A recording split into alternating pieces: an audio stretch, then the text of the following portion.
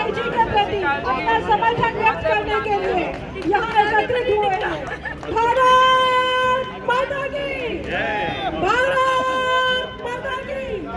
चौधरी किशनपाल गुर्जर बहन सिंह एक बार भारत माता की। और पीछे से हटकर अपना स्थान ग्रहण करें और जो सम्मान करती हूँ मैं राजबाला जी, अनीता दहिया जी, अंजू चौधरी, सीमा तिरखा जी और धर्मवीर भड़ाना जी और मंच पे आसीन सभी बीजेपी के पदाधिकारी एवं मेरे प्रिय साथियों, मैं आप सभी का हार्दिक स्वागत करता हूं। जैसा कि आपको विदित है कि लोकतंत्र का महापर्व हमारे देश में चल रहा है। इसी कड़ी में फरीदाबाद में 25 मई को मतदान होना है। आज हम सभी यहाँ आदरणीय श्री कृष्णपाल गुर्जर जी के समर्थन में इकट्ठे हुए हैं और मैं चाहता हूँ आने वाली 25 मई को आप सभी चौधरी तिरखा जी का स्वागत करें और अपना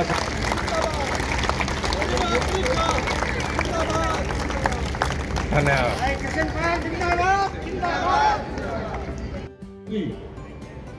मनु सरदार जी आगे की तरफ आ जाओ, कुर्सियों की तरफ। द्वारा आयोजित आज के इस बहुत ही सुंदर कार्यक्रम में हम सबके बीच उपस्थित हमारी बड़कल की लोकप्रिय विधायिका, हरियाणा की शिक्षा मंत्री छोटी बहन सीमा तिरखा जी, भाई धर्मवीर भड़ाना जी,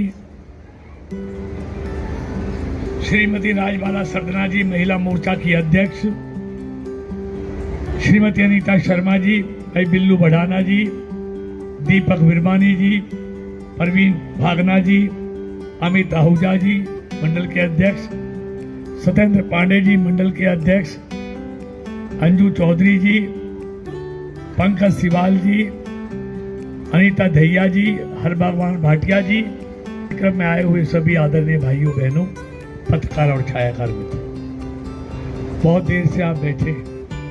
मैं भी सुबह से लगातार अभी जनसभा थी और आज से क्या पिछले 53 दिन से लगातार मैं इस तरह जनसभा पूरी लोकसभा में कर रहा हूं, क्योंकि 13 मार्च को टिकट हो गया था और आज 5 मई है, तो 53-54 दिन हो गए। मैं लंबी चौड़ी बात नहीं करना आया, बहन जी ने सारी बातें बताई हैं। सिर्फ इतना कहने आया हूं कि 2014 से पहले का भारत और फरीदाबाद भी हमने देखा है और 2014 के बाद का भारत और फरीदाबाद भी हम देख रहे हैं। 2014 से पहले 12 लाख करोड़ के घोटालों में मंत्री जेल जा रहे थे, जमानत पर आ रहे थे,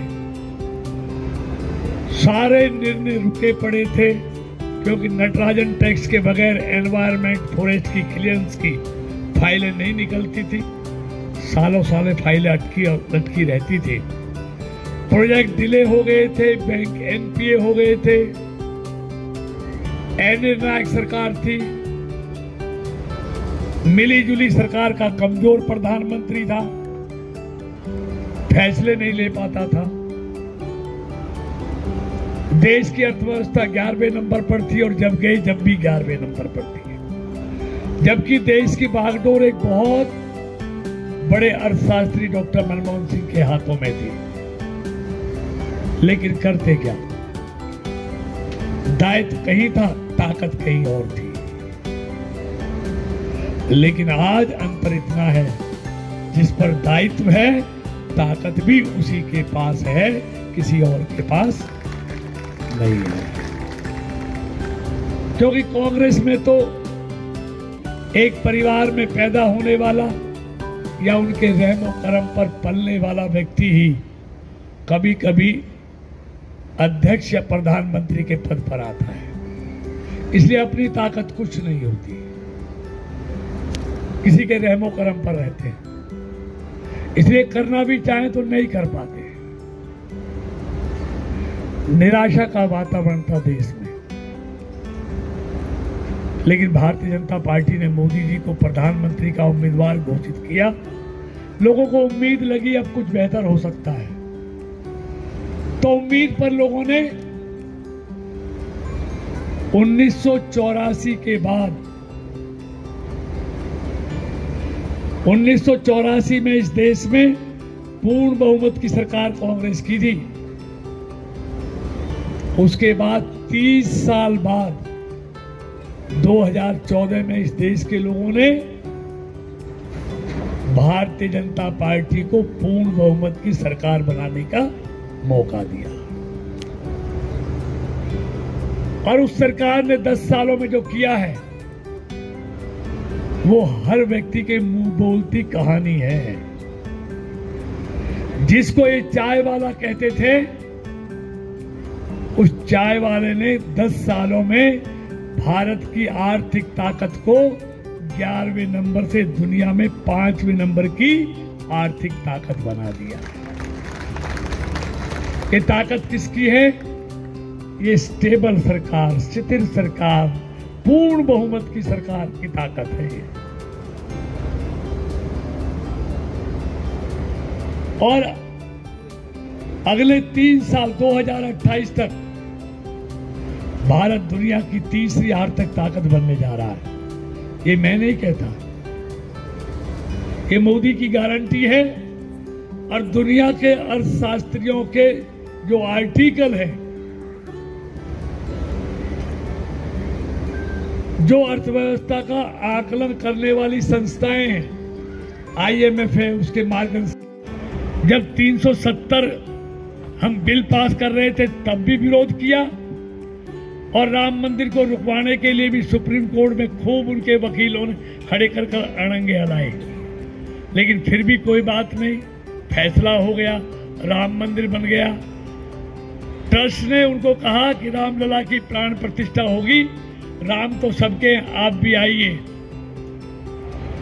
लेकिन कुछ वोटों के डर के कारण से, जिनको वो अपना वोट समझते, उनके डर कारण से उन्होंने भगवान रामलला के प्राण प्रतिष्ठा समारोह में भी जाना मुनासिब नहीं समझा। इसलिए हम कहते हैं जो राम का नहीं वो किसी के काम का।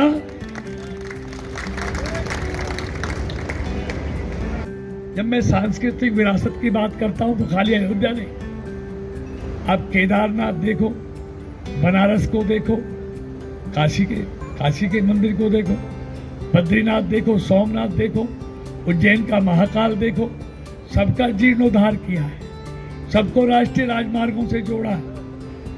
मतलब देश की आर्थिक हालत को भी सुधार रहे हैं और देश की सांस्कृतिक विरासत को भी मजबूत कर रहे हैं।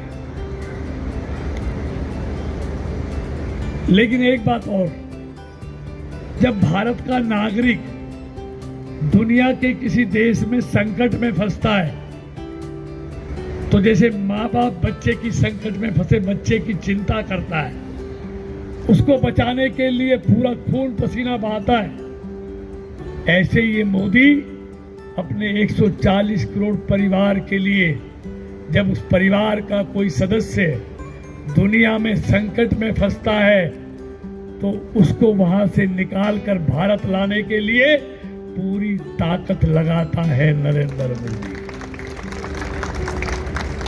करोड़ों भारतीय दुनिया के देशों में फंस गए थे, हवाई जहाज फ्लाइट बंद हो गई थी, लेकिन वंदे भारत हजारों फ्लाइट में 60-70 हजार फ्लाइट चलाकर उन करोड़ों भारतीयों को वापस हिंदुस्तान लेके आए। खाड़ी के युद्ध में हजारों भारतीय फंस गए थे, एक एक को युद्ध से निकालकर नरेंद्र मोदी ने किया। सूडान के युद्ध में फंस गए, अभी कोई गया हो तो हाथ खड़ा करके बताइए। या किसी ऐसी गाड़ी में बैठे हो जिसका ड्राइवर ना हो। इनके पास तो ना दूल्हा है ना गाड़ी का ड्राइवर है, और हमारे पास दुनिया का बेहतरीन ड्राइवर नरेंद्र मोदी है, जिसकी गाड़ी में बैठकर हर भारतवासी अपने आप को सुरक्षित महसूस करता है। और अब तो ये हालत एक ही है, अब तो इन पे ईमानदारी से पूरे देश में बाराती भी नहीं बचे हैं। दूल्हे की बात तो छोड़िए, तो मेरा ये कहना है कि ये चुनाव एक विकसित भारत के लिए, श्रेष्ठ भारत के लिए चुनाव है। मित्रों, एक छोटी सी गलती इस बढ़ते हुए भारत, दौड़ते हुए भारत को ब्रेक लगा देगी। भाई, कमल का बटन दबेगा, मोदी प्रधानमंत्री बनेगा, गलती से दूसरा दबा तो वो झगड़ा कराएगा, अंधेरे में जाएगा, झगड़ा करा